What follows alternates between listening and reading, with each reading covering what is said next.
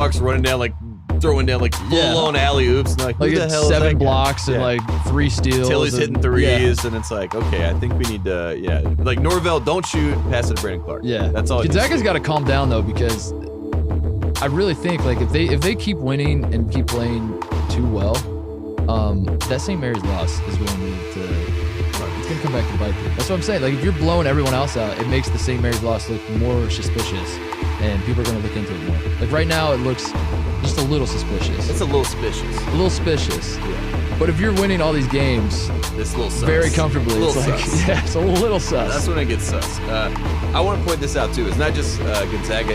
Unfortunately, I think the 2 hottest teams are going to play each other, and I think the reason that they are so interesting is because they have so much talent and depth.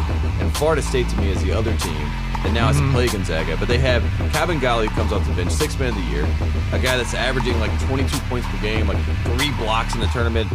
There's an argument that can be made. He's playing the best basketball in the tournament. And they also have this guy Roquan Gray, and if you don't have Zion Williamson, you take Roquan Gray because he's basically the B version of a Zion Williamson. They got him coming off the bench. I think he had 11 in their last game, but it's a smooth 11, and they have a nice little calm sense about themselves because the second unit that comes in sometimes is more explosive than the first unit. Like Trent Forrest goes out, and then Roquan comes in. It's like, okay, well now we got this guy who's playing like a 5-star right now. And I think Gonzaga sort of matches up with them in a very similar sense where there are so many different guys that can go off. Like Terrence Mann can just be the best player. Terrence Mann is a great player. Exactly. Yeah, he can just, he's very, very good. And you look at these 2 teams, and they have a lot of guys like that. Like Perkins could just have 20 points for Gonzaga. I don't want to disparage Leonard Hamilton because I think he's a fine enough coach. I'm not saying he's a bad coach. He's obviously not top tier, God level, whatever. But it's always weird with Florida State where you kind of feel like, I don't want to say underdog. I don't know. I don't want to say a lot of things. I keep saying I don't want to say.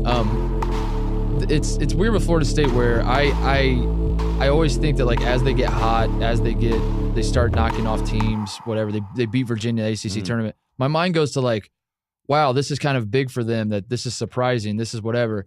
And then you have to remind yourself, they're fucking loaded. Their roster is so good. And this has happened like the last few years with Florida State. Like last year they go to the Elite Eight. And I remember like when they make the Elite Eight, we were watching them play against Michigan, and